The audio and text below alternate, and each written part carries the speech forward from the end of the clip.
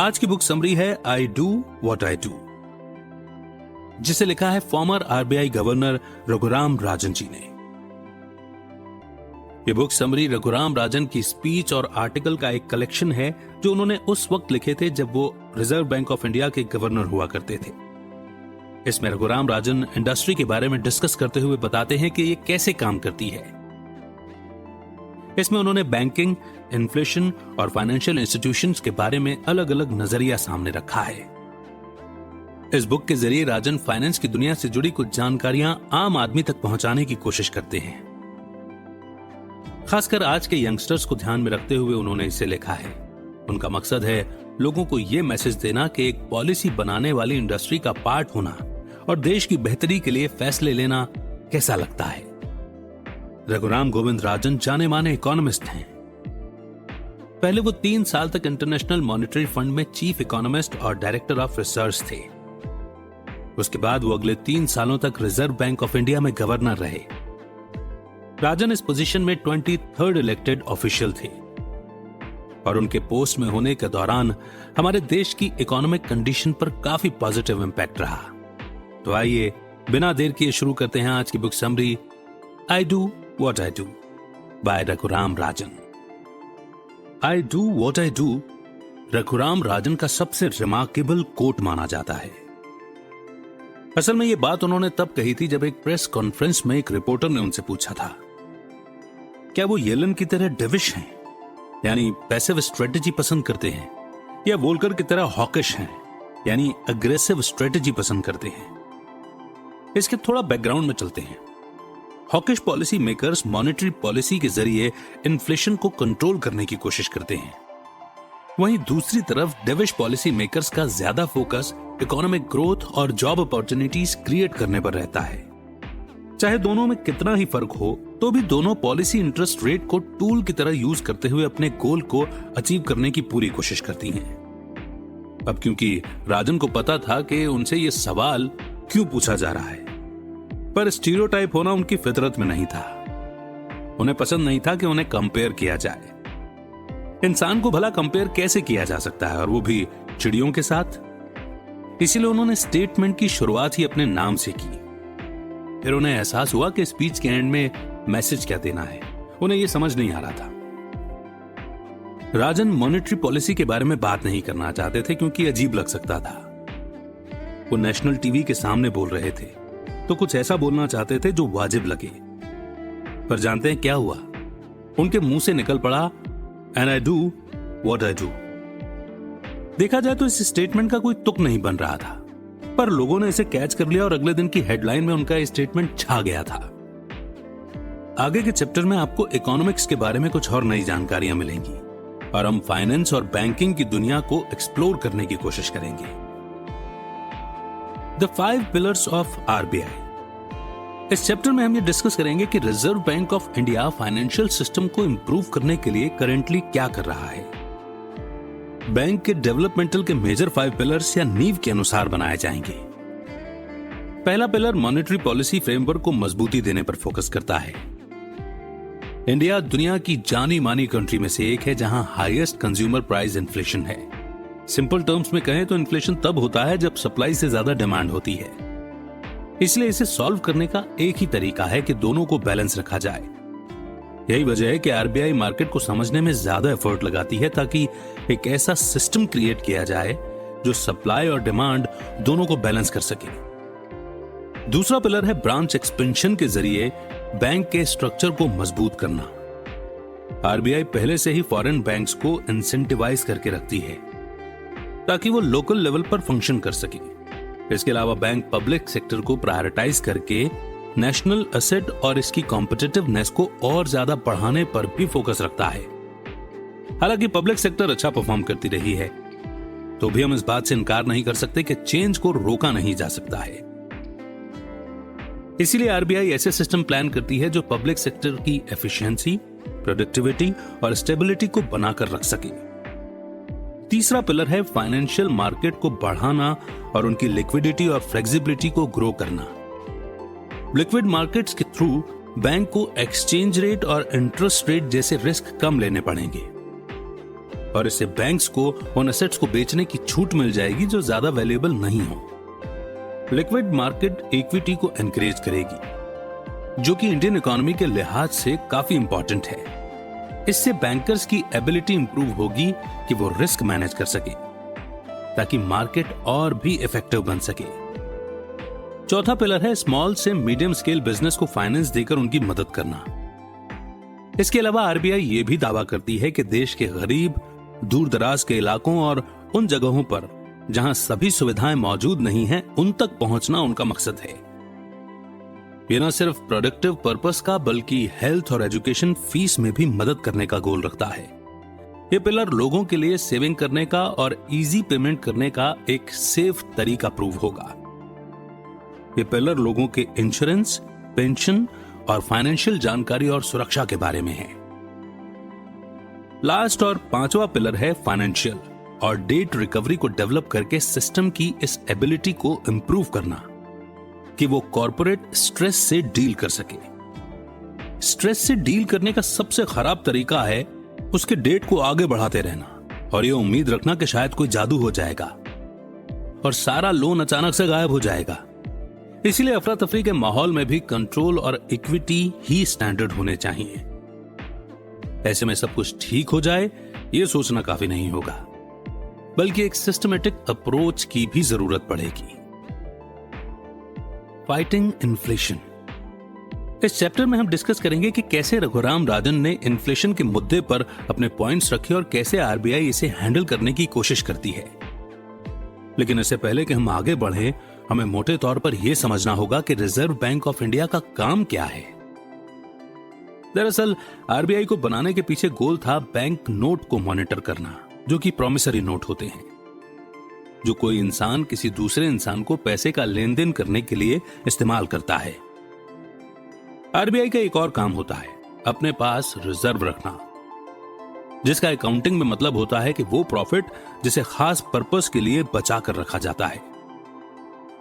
RBI हमारे देश के मॉनेटरी स्टेबिलिटी को बनाए रखने के लिए इसी रिजर्व को यूज करती है और देश के फायदे के लिए क्रेडिट सिस्टम और करेंसी का इस्तेमाल करती है।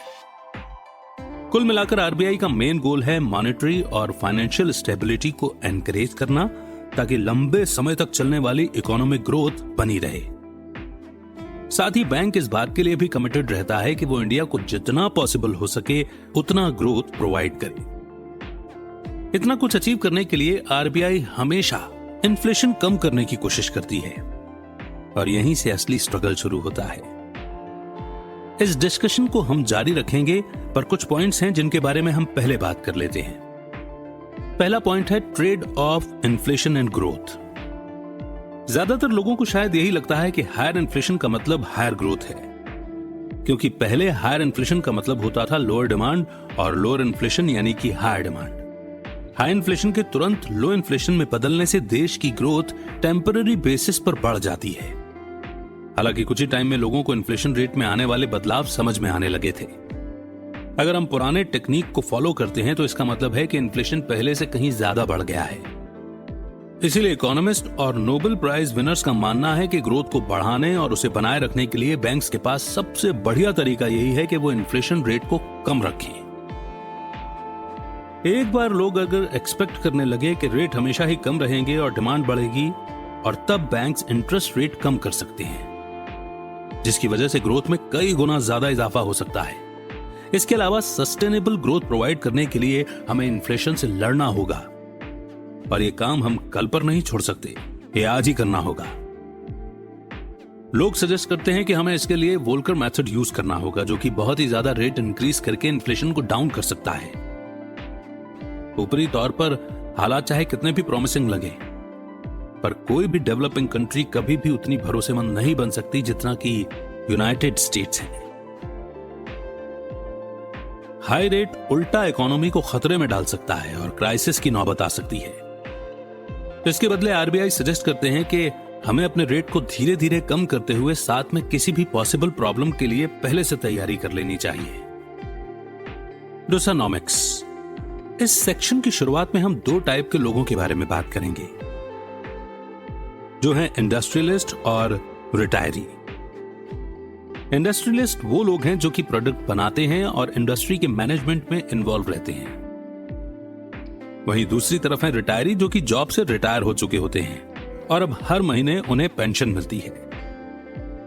इंडस्ट्रियलिस्ट हाई रेट का रोना रोते हैं, जबकि रिटायरी लो रेट की शिकायत करते हैं, जो अब उन्हें अपने बैंक में डिपॉजिट हुए पैसे पर मिलती है। रिटायरी अक्सर फाइनेंस इंडस्ट्री को लेटर लिखकर इंटरेस्ट रेट बढ़ाने के लिए कहते हैं ताकि उनका गुजारा हो सके, लेकिन ज्यादातर रिटायरी को सच्चाई मालूम नहीं होती। असल में रिटायरी को लो इंटरेस्ट रेट के साथ आज ज्यादा पैसा मिल रहा है, बजाय तब के जब इंटरेस्ट रेट हाई था, क्योंकि रिटायरी सिर्फ मामूली इंटरेस्ट रेट पर फोकस करते हैं जो कि 10% से 8% तक जाता है, तो उन्हें इन्फ्लेशन का बेसिक इफेक्ट पता नहीं होता। इस कॉन्सेप्ट को और अच्छे से समझने के लिए हम एक एग्जाम्पल लेंगे। मान लो एक रिटायरी को एक डोसा खरीदना है और एक डोसा 50 का आता है। अब क्योंकि उसके पास 1 लाख की सेविंग है तो वो 2000 पीस डोसा ले सकता है, लेकिन उसे इन्वेस्ट करने के लिए ज्यादा चाहिए, तो 10% इंटरेस्ट रेट के साथ रिटायरी के प्रिंसिपल अमाउंट पर उसे 10,000 मिला है। और क्योंकि स्पीड इंक्रीज हो रही है तो हर पीस डोसा का प्राइस भी बढ़ चुका है, यानी अब उसे वही डोसा 55 रुपए के हिसाब से मिलेगा। यानी अब 10,000 के इंटरेस्ट के साथ वो 182 डोसा खरीद सकता है। जैसे जैसे टाइम गुजरता है रेट चेंज होता है और 8% तक कम हो जाता है, जिससे रिटायरी के पास 8,000 जमा हो जाता है और पर पीस डोसा का रेट भी 52.75 रुपए यानी कि 52.75 पैसा हो जाता है। यानी अब रिटायरी 152 यानी कि 152 डोसा पीस ले सकता है। अगर इस नजरिए से देखा जाए तो रिटायरी शायद सही है, जो कि उन्हें लगता है कि लो इंटरेस्ट रेट की वजह से उन्हें कम पैसे मिल रहे हैं। हालांकि हमें यह याद रखना चाहिए कि हमारे पास अभी भी प्रिंसिपल अमाउंट बचा है जो कि इन्फ्लेशन से अफेक्टेड हो रहा है। अगर हम इसे प्रिंसिपल और इंटरेस्ट रेट को यूज करते हुए हाई इन्फ्लेशन पीरियड के दौरान कैलकुलेट करते हैं तो हम 2000 के करीब डोसा खरीद सकते हैं। वहीं दूसरी तरफ लो इन्फ्लेशन पीरियड कैलकुलेट करके 2048 डोसा तक लिए जा सकते हैं, जो कि हाई इंटरेस्ट रेट से करीब 2.5% ज्यादा होगा। तो इस तरह डोसानॉमिक्स यूज करके लोगों को बेटर तरीके से इन्फ्लेशन के बारे में समझाया जा सकता है कि ये कैसे काम करता है। हाई नॉमिनल रेट को एक मुखौटे की तरह यूज करके इन्फ्लेशन असल में धीरे धीरे आपका पैसा खाता रहता है और आपको इसका पता तक नहीं चलता। Competition in the banking sector. Competition modern economy का एक इंपॉर्टेंट पार्ट है जो कि काम के मेथड को बरकरार रखते हुए पुराने और इनइफेक्टिव मेथड को हटा देता है। ये इनोवेटिव और एनर्जेटिक कंपनीज को फेवर करता है और जो कंपनी मुश्किल से कनेक्टेड रहती हैं उन कंपनीज को ये बिल्कुल सपोर्ट नहीं करता। कंपटीशन बने बनाए सिस्टम को बर्बाद कर यंग आउटसाइडर्स की मदद करता है। एक प्रॉपर और हेल्दी कंपटीशन हमेशा इकोनॉमी को सबसे प्रोडक्टिव रास्ते की तरफ लेकर जाता है, क्योंकि ग्रो करने का इससे बेहतर तरीका हो नहीं सकता। साथ ही ये एक बेस्ट तरीका है जहां सारे सिटीजन्स शामिल हो सकते हैं और कनेक्ट कर सकते हैं। हालांकि हेल्दी कंपटीशन इंडिपेंडेंटली क्रिएट नहीं किया जाता। अगर इंटरफेयर नहीं किया गया तो इसमें सिर्फ जंगल जैसा कंपटीशन रह जाएगा जहां सिर्फ ताकतवर का ही बोलबाला होगा। इस चैप्टर में हम उन 2 बार्गेन्स की बात करेंगे जो कि बैंकिंग सेक्टर में हेल्दी कंपटीशन प्रोड्यूस कर सकते हैं। रिजर्व बैंक ऑफ इंडिया ने खूब देखभाल कर यह एनालाइज किया है कि हेल्दी कंपटीशन को कैसे शेप दिया जाए, और इस चैप्टर का मेन पर्पस आपको सेम विजन से इंट्रोड्यूस कराना है। आगे की लाइन में प्लान के बारे में बताया जाएगा। हालांकि यह अभी फाइनल डिसीजन नहीं था। तो फर्स्ट बार्गेन है जहां कुछ चुने हुए बैंक्स के पास ही लो कॉस्ट डिमांड और टाइम डिपॉजिट को एक्सेस करने की परमिशन मिलेगी। इन्हें कंपटीशन से प्रोटेक्शन मिलेगी और साथ ही ये सेंट्रल बैंक के लिक्विडिटी एसेट भी एक्सेस कर पाएंगे। अब जाहिर है कि इस तरह की फैसिलिटी लेंगे तो बदले में उन्हें कुछ देना भी होगा, जैसे गवर्नमेंट को फाइनेंस करना, मॉनेटरी ट्रांसमिशन में हेल्प करना, खासकर उन जगहों पर ब्रांचेस खोलना जहां बैंक की सुविधा नहीं है, और प्रायोरिटी सेक्टर को लोन देना वगैरह वगैरह। इस बार्गेन के बाद आरबीआई बैंकिंग में फ्री एंट्री के लिए कमिटेड हो जाती है। फिर बड़े ही केयरफुल प्रोसीजर के जरिए 2 नए कमर्शियल बैंक लाइसेंस खोले जाते हैं। ये इसलिए किया जाता है क्योंकि छोटे बैंक्स लोकल जरूरतों को पूरा करने के लिए ज्यादा अच्छे होते हैं। बैंक्स के नए ब्रांच ऐड करने से कंपटीशन तो बढ़ता है, लेकिन ये पॉलिसी बैंक को स्ट्रांग भी बनाती है। सस्टेनेबल ग्रोथ प्रोवाइड करने के लिए फिर उनसे ऑब्लिगेशन भी कम एक्सपेक्ट की जाती है और प्रायोरिटी सेक्टर्स को हेल्प करने के ज्यादा मौके भी मिलते हैं। दूसरी तरफ सेकंड बार्गेन में पब्लिक सेक्टर और गवर्नमेंट बैंक्स दोनों शामिल होते हैं। पब्लिक बैंक वेल मैनेज्ड होते हैं और पब्लिक सेक्टर में कॉम्पिटिटिवनेस को इंप्रूव करने के लिए प्राइवेटाइजेशन की भी जरूरत नहीं पड़ती। तो प्राइवेटाइजेशन की बजाय हम उसे चलाने और मैनेजमेंट में चेंज लाने की जरूरत है। अभी कई ऐसे रिफॉर्म्स हैं जिनके बारे में सही ढंग से स्टडी की जाने की जरूरत है। हालांकि मेन गोल यही है कि बैंक्स को गवर्नमेंट के इन्फ्लुएंस से जितना दूर रखा जाए उतना अच्छा। आरबीआई मानती है कि अगर पब्लिक सेक्टर को गवर्नमेंट के अंडर नहीं रखा गया तो वो और भी ज्यादा कॉम्पिटिटिव हो जाएगा। उनका पब्लिक कैरेक्टर तो बरकरार रहेगा पर उन्हें मार्केट से पैसे लेने की छूट मिल जाएगी और कंपटीशन की वजह से पब्लिक सेक्टर की एफिशिएंसी बढ़ जाएगी। आरबीआई इस उम्मीद में ये सारे चेंजेस लेकर आती है कि बैंकिंग इंस्टीट्यूशंस की ज्यादा से ज्यादा वैरायटी, टेक्नोलॉजी और इंफॉर्मेशन का फुल यूज कर सके। एक ऐसा हेल्दी पब्लिक बैंक जो गवर्नमेंट के इन्फ्लुएंस से तो फ्री है पर जनरल पर्पस से नहीं, वही कंट्री को सबसे बढ़िया रिजल्ट दे सकता है। True lessons for the great recession. Simple language में बोले तो ग्रेट रिसेशन को बेहद खराब और लंबे वक्त तक रहने वाले इकोनॉमिक मंदी के तौर पर देखा जाता है। ये वो सिचुएशन होती है जहां डिमांड गिर जाती है और कर्जा बढ़ता चला जाता है। इस चैप्टर में हम डिस्कस करेंगे कि हमें ग्रेट रिसेशन से क्या सीखना चाहिए कि फ्यूचर में वो गलतियां दोबारा ना हो और हम एक बेटर फ्यूचर की उम्मीद रख सकें। आज जो इकोनॉमिक प्रॉब्लम हम झेल रहे हैं उसकी मेन वजह न सिर्फ डिमांड की कमी है बल्कि सप्लाई की कमी भी है। ज्यादातर देश तब क्राइसिस का सामना करते हैं जब वो नए प्रोडक्ट्स क्रिएट और मैन्युफैक्चर करने के काबिल नहीं रह जाते। इसीलिए यह बेहद जरूरी हो जाता है कि इनोवेशन को एनकरेज करने के लिए सभी वर्कर्स को ट्रेनिंग दी जाए और उन्हें एजुकेट किया जाए। साथ ही हमें अनप्रोडक्टिव जॉब्स को हटाकर उन जॉब्स की क्वालिटी इंप्रूव करनी होगी जो कि काम के हैं। ये समझने के लिए कि कौन सी स्ट्रेटजी काम करेगी और कौन सी नहीं, हमें हिस्ट्री में लौटना होगा। 1950 से 1960 के बीच का टाइम वो था जब इकोनॉमिक एक्सपेंशन बड़ी तेजी पर था और इसमें रिकंस्ट्रक्शन, पढ़े लिखे वर्कफोर्स और इंप्रूव्ड टेक्नोलॉजी का भी काफी कंट्रीब्यूशन रहा। हालांकि एक इकोनॉमिस्ट के तौर पर टाइलर कोविन का यह कहना है कि अगर इकोनॉमिक एक्सपेंशन बहुत तेजी से बढ़ता रहा तो ग्रोथ बनाए रखना मुश्किल हो सकता है। इसीलिए 1970 में फास्ट ग्रोथ अचानक से रुक गई थी, जिसकी वजह से गवर्नमेंट का खर्चा काफी बढ़ गया था। इस गिरावट के चलते ही 1970 में ऑयल के प्राइस बढ़ने के साथ साथ इन्फ्लेशन का रेट भी काफी बढ़ गया था। यही वजह है कि इजी ग्रोथ का अंत होना चाहिए।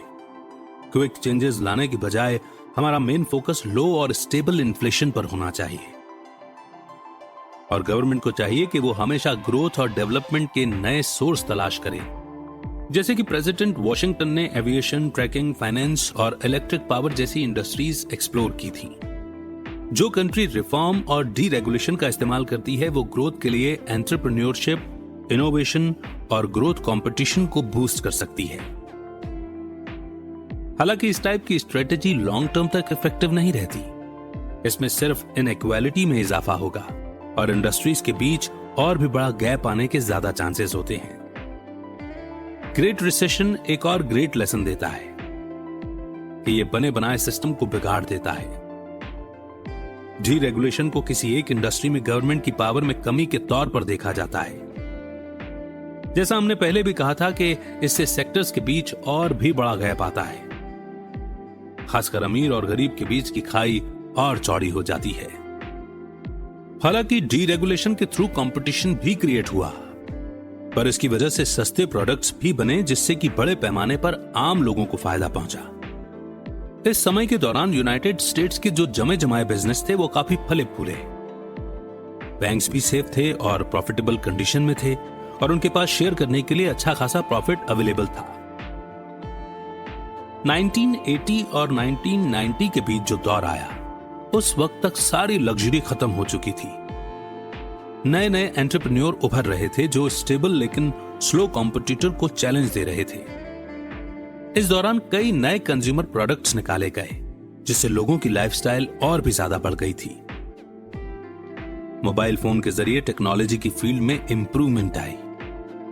नए शिपिंग कंटेनर जो कि पहले से ज्यादा फास्ट और रिलायबल थे, उनके कारण ट्रेडिंग के फील्ड में भी नेक्स्ट लेवल का इंप्रूवमेंट देखने को मिला। जैसे जैसे बदलाव आए और कंज्यूमर की परचेजिंग पावर बढ़ी, वैसे वैसे कंपनियों के ऊपर प्रेशर बढ़ता गया। कंपनियां नए इनोवेशन को एक्सप्लोर करने पर मजबूर हो गईं और उन्हें बड़े रिस्क भी लेने ही पड़े। बैंक्स फिर से काम कर रहे थे और अब इकोनॉमी का कमांड सेक्टर बन चुके थे। कुछ कंपनियों को बैंक्स ने फाइनेंशियली एक्सपेंड होने में हेल्प की, जबकि कुछ को दिवालिया होने का नोट भी भेजना पड़ा। इससे प्रूव होता है कि चाहे लोगों के बीच कितना ही बड़ा या छोटा गैप हो, चेंजेस और इनोवेशन कभी भी खत्म नहीं हो सकते। किसी भी बने बनाए सिस्टम को इनोवेशन चैलेंज करके दुनिया को बदलता रहेगा। और अब वो मोड़ जिसे हम कंक्लूजन कहते हैं और जहां पर हम पूरी समरी के की पॉइंट्स को समझते हैं। तो रघुराम राजन ने ये बुक इसलिए लिखी ताकि वो लोगों से अपना विजन शेयर कर सके, जो लॉन्ग टर्म ग्रोथ और स्टेबिलिटी पर फोकस करता है। अपनी बुक के जरिए वो इन्वेस्टर के शक को चेंज करके उसके अंदर बोल्डनेस और कॉन्फिडेंस को बढ़ावा देना चाहते हैं। इस बुक को लिखकर रघुराम राजन ने कई गलतफहमियां दूर करने की कोशिश की है और ये यकीन दिलाने की कोशिश की है कि कैसे इंडिया के इंस्टीट्यूशन और रिफॉर्म्स स्टेबल और काम के हैं। सबसे पहले तो आपने आरबीआई के 5 पिलर्स के बारे में पढ़ा, जो मॉनेटरी पॉलिसी फ्रेमवर्क की स्ट्रेंथ और एक्सपेंडिंग बैंक स्ट्रक्चर्स को टैकल कर सके। इसमें ब्रॉड फाइनेंशियल मार्केट भी शामिल है ताकि लिक्विडिटी इंक्रीज हो और रिस्क फेस करने की मजबूती बनी रहे। यह स्मॉल और मीडियम बिजनेस को ज्यादा फाइनेंस देकर भी सिस्टम की एबिलिटी को इंप्रूव करता है ताकि कॉर्पोरेट और फाइनेंशियल इंस्टीट्यूशंस के स्ट्रेस को हैंडल किया जा सके। सेकंड था फाइटिंग इन्फ्लेशन, जहां आपने पढ़ा कि इन्फ्लेशन में हाई से लो का लगातार बदलते रहना लॉन्ग टर्म में काम नहीं कर सकता। इसलिए बेहतर यही है कि ग्रोथ को बरकरार रखने के लिए इन्फ्लेशन को लो और स्टेडी रखा जाए। थर्ड है डोसानॉमिक्स, जहां आपने पढ़ा कि कैसे पैसे की एक्चुअल वैल्यू इन्फ्लेशन के साथ चेंज होती जाती है। इसलिए बाहरी दिखावे पर मत जाओ और रेट और ग्रोथ को डीपली ऑब्जर्व करो। फोर्थ है बैंकिंग सेक्टर में कंपटीशन, जहां आपने बैंकिंग के बारे में जाना और इसे इंप्रूव करने वाले 2 बार्गेन्स के बारे में समझा। हर डील के अलग अप्रोच और गोल्स होते हैं। इन्हें स्टडी करने से आपको नॉलेज तो मिलती ही है, साथ ही इकोनॉमी को लेकर आपका जो नजरिया है वो भी बढ़ता है। और लास्ट में आपको ग्लोबल इकोनॉमी से इंट्रोड्यूस कराया गया, जहां आपने ग्रेट रिसेशन के बारे में काफी इंपॉर्टेंट लेसन सीखे। अब आपको पता है कि इजी ग्रोथ कभी भी सस्टेनेबल नहीं होती और किसी भी बने बनाए सिस्टम को हटाने का बेस्ट तरीका है कि नए प्रोडक्ट और सर्विस प्रोवाइड किए जाएं। इकोनॉमी किसी भी देश का इतना इंपॉर्टेंट पार्ट है जिसे इग्नोर नहीं किया जा सकता, लेकिन हर कोई इसे समझता नहीं है।